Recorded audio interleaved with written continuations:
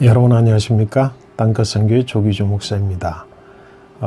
지난번 강의에 곧바로 이어서 오늘은 이제 아담과 하와, 특별히 이제 하와에게 선고되어진 형벌, 거기에 대한 이야기를 이어서 하려고 곧바로 오늘은 아마 강의가 길지는 않을 것 같습니다. 왜냐하면 지금까지 살펴보면서 설명했던 미진한 부분, 하와에게 하나님께서 형벌을 선고하셨는데 남편은 너를 다스릴 것이니라 라고 하는 부분에 지난번 강의에서 미진했던 부분을 보충해서 설명을 드리려고 하는 것이기 때문에 그렇습니다. 사실은 이제 지난번 강의가 끝나자마자 곧바로 제가 이번 강의를 계속 녹화하고 있는 겁니다. 하나로 편집하기보다는 구분해서 다른 두 번째 강좌로 여러분에게 설명드리는 것이 좋겠다 싶어서 맞습니다.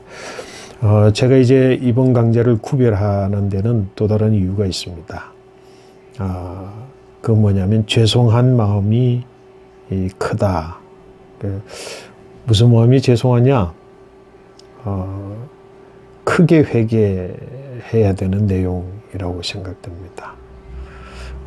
그동안 이제 저는 성경의 본문을 그 진의가 무엇인지 그리고 그 출발점을 성경의 자간, 행간 그리고 그 이면의 의미를 읽어내는 것, 그 의미라고 하는 것은 내 인식 체계에 의해서 해석해서 읽어내는 것이기보다는 그 본문 자체가 가지고 있는 의미를 살펴 연구해서 그렇게 읽어내는 것, 그게 초점을 두고 있습니다.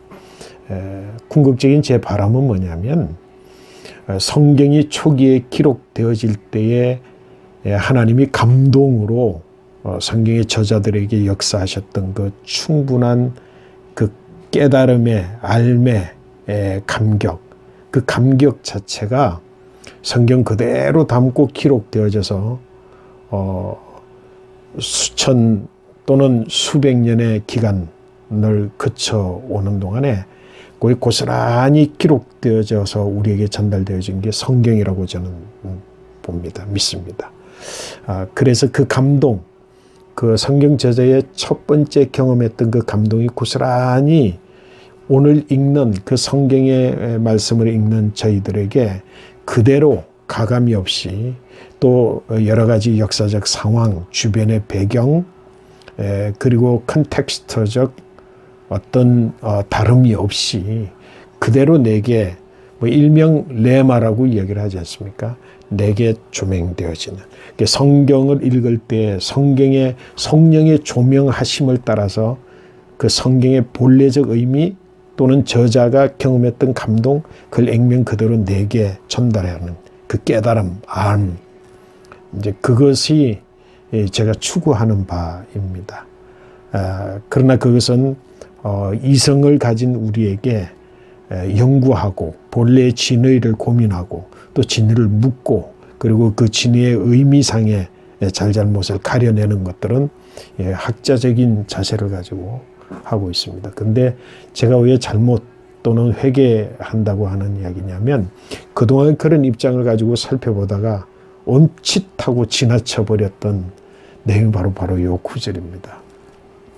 그동안 저는 제 나름대로의 본의 진의라고 생각을 해서 여러 성경 공부나 그리고 또 신학 강좌에 있어서 그런 이야기를 했습니다. 조금 전 강의에서도 제가 언뜻 그냥 잘못 표현을 해버리고 말았는데요. 여자는 남자의 다스림의 대상이 아니었는데 하와가 하나님 앞에 범죄함으로 하나님께서 형벌을 선고 징계를 내리신 그 징계가 이제는 남자가 너를 다스린다. 맞습니다. 다스리는 존재가 다스림을 받는 존재가 됐습니다. 하와가. 그런데 설명을 추가적으로 했어야 되는 부분을 하지 못했는데요. 그러면서 제가 무엇을 말씀드렸느냐면 하나님께서 아담 을 지으실 때, 짓기 전에 하나님께서 우리가 우리의 모양과 우리의 형상과 우리의 모양대로 우리가 사람을 짓자. 사람을 지어서 하나님이 창조하신 세계, 하나님 보시기에 심히 좋은 이 창조의 세계를 다스리게 하자. 다스리게 하자. 그렇게 말씀을 하셨습니다. 그래서 이제 모든 것들을 다스리는데 거기에 하와는 그 다스림의 대상이 아니었다. 근데 범죄함으로 말미암아서 하와마저도 이제는 다른 동물들과 생명들과 같이 세상의 만물과 같이 남자의 다스림의 대상이 됐다. 이렇게 이야기를 했습니다. 이게 어디에서 오는 오역이냐라고 하면 한글 번역에서 오게 됩니다. 남자는 이제 남편이 너를 다스릴 것이다. 우리가 다스리는 존재, 다스림의 권세를 우리가 남자에게 주자, 다스리자. 이렇게 다스리라고 했는데요. 성경이 그렇게 번역을 하는 것은 성경이 한글로 번역 과정에서 오역이라고 여겨집니다. 오역이라고 하기보다는 진의를 놓친 번역이라고 할 수 있습니다. 진의를 놓친 번역. 오역 그러면 오해가 있을 수 있습니다. 진의를 놓친. 왜 그러냐면 그 단어가 다릅니다. 사용하는 단어가 다릅니다. 하나님이 사람을 만들어서 사람으로 하여금 만물, 생명, 기식 생명 있는 것들을 다스리게 하자라고 할 때는 라다 설명은 충분히 드렸습니다. 창조론에서 라다, 다스려라, 다스리라. 너는 이제 세상의 만물을 다스려라. 아람에게 할 때 라다라고 그렇게 이야기를 했습니다. 근데 여기서는 지금 남편은 너를 다스릴 것이다 라고 했을 때 라다 할 것이다 라고 말하지 않습니다. 맨샬라. 남편은 너를 이제 맨샬라 할 것이다. 근데 그 한글로 다스리라, 다스릴 것이다 이렇게 이야기를. 여기에 다른 번역이어야 했습니다. 다른 단어는 이미 하나님께서 창조의 과정 가운데에서 사용하신 단어입니다. 맨샬라. 맨샬라는 어디에서 사용했습니까? 맨샬라는 창세기 말씀을 여러분들이 보시면 창세기 1장 16절 말씀입니다. 1장 16절 말씀에 하나님이 두 큰 광명체를 만드사 큰 광명체로 낮을 주관하게 하시고 작은 광명체로 밤을 주관하게 하시며, 그래서 해를 만들어서 낮을 주관하게 하고 달을 만들어서 밤을 주관하게 하고, 그래서 여기서 만든다라고 하는 부분에 창조론에서 이제 세팅한다라고 하는 세팅의 개념을 가지고 설명을 드렸습니다. 오늘은 뭐 그 설명이 아니라 여기에서 주관하다, 맨샬라. 근데 지금 하나님께서 하와에게 선고하시는 형벌의 내용은 남편이 너를 라다 할 것이다 라고 하는 것이 아니라 남편이 너를 맨샬라 할 것이다, 주관할 것이다 라고 하는. 여러분, 주관하다라고 하는 의미를 좀 더 깊이 우리가 묵상하고 이해하고 그 진의를 알아야 됩니다. 그냥 단순하게 모든 생물들을 다스리는 것처럼 남자가 여자를 다스리는 대상으로, 그건 하나님의 창조의 원리입니다. 하나님이 창조의 원리를 무너뜨리는 형벌을 행치는 않으십니다. 선고하지는 않으십니다. 그런데 한글의 번역이 그걸 마치 무너뜨리는 하나님인 것처럼 오해하게 만드는 근거가 있습니다. 절대로 그렇지 않습니다. 하나님은 창조하시는 자연의 원리를 그저 그대로 두십니다. 사람은 라다의 대상이 아닙니다. 비록 하와가 범죄하였어도 라다의 대상은 아닙니다. 다스릴 대상은 아니라고 하는 겁니다. 근데 제가 그동안 회개하는 건 뭐냐면 한글 번역, 이 영어의 원어에 대한 단어 분석을 처절하게 하지 못한 채 이제 다스리게 됐다. 여자도 다스림의 범주에 속하게 된 것이, 그것이 형벌이다, 이렇게 정말 잘못 가르쳤습니다. 맨샬라입니다. 주관하게 됐습니다. 다스림의 대상이 아니라 맨샬라의 대상이에요. 그러면 주관이라고 하는 건 뭡니까? 뭔가 다스리다라고 하는 것은 남자의 행위가 포함되어집니다. 영향력을 행사하는 그 행사가 포함되어집니다. 말을 하는 말의 주도권, 그 주도적 영향이 포함되어져서 다스리게 되는 겁니다. 그래서 그 다스림의 형태는 그 다스리는 자의 어떠함의 움직임과 목표와 의도와 그리고 방향성에 의거해서 뭔가가 실행되어지고 영향을 끼쳐져서 뭔가 산출되어지는 겁니다. 근데 여기에서 이 주관하다라고 하는 의미, 이 주관 멘샬라라고 하는 것은 이런 적극적 주체의 행동과 뭔가 적극적 주체의 방향성과 목적을 가진 뭔가를 통해서 뭔가 결정이 되어지는 것이 아니라 피동체가 결정되어지는 것이 아니라 큰 광명체와 작은 광명체는 큰 광명체, 작은 광명체 자기의 본분에 충실한 겁니다. 태양은 우주계를 공전하고요. 지구는 태양계를 태양계를 공전하고 지구는 서로 자전하고 태양도 스스로 자전하면서 자기의 본분을 다 하는 것을 통해서 뭐라고요? 낮이 생겨지고 밤이 생겨지고 그리고 그 낮과 밤은 자기 스스로의 결정권에 의해서 낮이 되거나 밤이 되어지는 것이 아니라 그 주체의 본분, 주체의 우주적 법칙, 자연적 법칙을 수행함으로 인하여서 내게 절대적으로 변형할 수 없는 영향력을 통해서 낮이 되고 밤이 되어지는 그런 관계의 주관입니다. 남자가 아무렇게나 라다의 대상으로 이렇게 저렇게 행동해서 주관해서 행동의 영향력을 가지고 여자를 압제하고 방향을 이끌고 그냥 기를 죽이고 하는 그런 존재가 아니라 그거는 정말로 죄의 형벌입니다. 그 형벌을 마땅하죠. 그러나 여기서 남자가 너를 다스릴 것이다 라고 번역한 것은 남자가 너를 주관할 것이다 라고 하는 그 주관의 의미는 남자는 남자의 충실한 행실로 하는데도 불구하고 너는 거기에 의거해서 너는 영향을 받는 객체가 될 것이다. 피동체가 될 것이다. 라고 하는 의미로 주관할 것이다 라고 하는 겁니다. 여러분, 아직까지는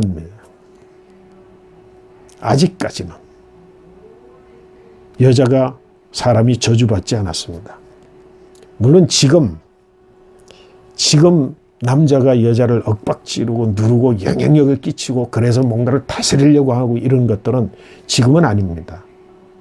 나중에 좀 더 지나서 죄가 확장되어지면서 사람마저도 저주받게 될 때 그 저주의 결과로 더 큰 형벌의 결과로 라다의 대상처럼 막 지배하고자 하는, 여기서는 뭐라고요? 주관할 것이다. 멘샬라 할 것이다. 그렇게 말씀하고 있습니다. 여러분 곰곰이 한번 생각을 해보시죠. 의미가 전달이 될지 모르겠습니다. 태양이 있으므로 달이 있으므로 이 지구는 낮과 밤이 결정되어지는, 이 지구 스스로가 낮을 결정할 수 없고 밤을 결정할 수 없어요. 주관되어지는 것을 통해서 내가 영향을 받는 그런 여성으로서 남편의 영향을 받는 부분들, 그 부분들은 자유가 억지되는 거죠. 적절히 돕는 배필로서의 제한성을 또 갖는 거죠. 이 적절히 돕는 적절성이 파괴되어진 이거는 엄청난 관계입니다. 내가 원하기 때문에 파괴되어지고, 그리고 남자가 나를 주관하기 때문에 제한되어지는 그 적절성, 이걸 회복하는 것이 여성의 해방인데 어떻게 회복할 수 있겠습니까? 옛사람 죽고 새 사람으로 거듭나는 것, 그걸 통해서 회복되어져야 되는, 원래 잃어버리지 말아야 될 그 본연의 하나님 주신 것인데 그걸 잃어버린 것 자체, 그것이 바로 중대한 하와에게 주어진 형벌, 죄에 대한 징계, 이걸 깊이 깨닫고 우리 여성분들 다시 생각하는, 그래서 옛사람 죽고 새사람으로 거듭나 이것이 회복되어지는 축복, 그 축복이 모두에게 있게 되시기를 축복합니다. 감사합니다. 오늘의 강의가 유익했으리라고 생각되어집니다. 여러분 모두를 축복합니다. 감사합니다. 계속해서 이제 생각해 봐야 되는 아주 중대한 문제가 있습니다. 하와가 맞게 된 형벌, 그 형벌의 큰 틀에서 보면 하와는 남편을 원하게 될 것이고 남편은 이제 하와를 주관하게 될 것입니다. 이 둘 사이에 부조화가 있습니다. 둘 사이에 어떤 부조화가 있습니까? 끊임없이 하와는, 여자는 남편을 원하게 되지만 남편은 본연의 자세로, 그러니까 큰 광명체 해와 달이 공전과 자전을 통하여서 빛을 발하고 그리고 이제 낮과 밤을 주관하는 것처럼 뭔가 거기에 대응하기보다는, 여자의 원하는 것을 채우기 위해서 수고하고 노력하기보다는 남자는 자신의 본연의 임무를 더 충실하게 진행을 하게 될 것이고, 여자는 끊임없이 원하는 관계, 긴장의 관계, 그리고 만족해 되어지는, 그리고 또 적절히 돕는 베필로스의 도움을 가지지 못하는 남자, 이들 사이에 서로의 불균형이 일어나게 되고, 그러므로 인하여서 불행하다고 느끼는 것이죠. 행복하지 않은 것이고 만족하지 않는 것이고 불만이라고 하는 자연스러운 속에서 그것을 감수해내는 수고를 더하게 됩니다. 사실은 인류의 죄악, 사회적 죄악, 사회적으로 비도덕적 사회로 전환되고 그리고 파괴되어지는 출발이 바로 가정의 파괴에서부터 시작된다고 하는 이야기는 바로 여기에 있습니다. 인간의 온갖 종류의 죄악들이 바로 이 지금 선악에 대한 알매의 열매를 먹은 인류에게 내린 하나님의 형벌, 사실은 이 하나님의 형벌 자체도 인간 스스로에게 책임이 있는 것입니다.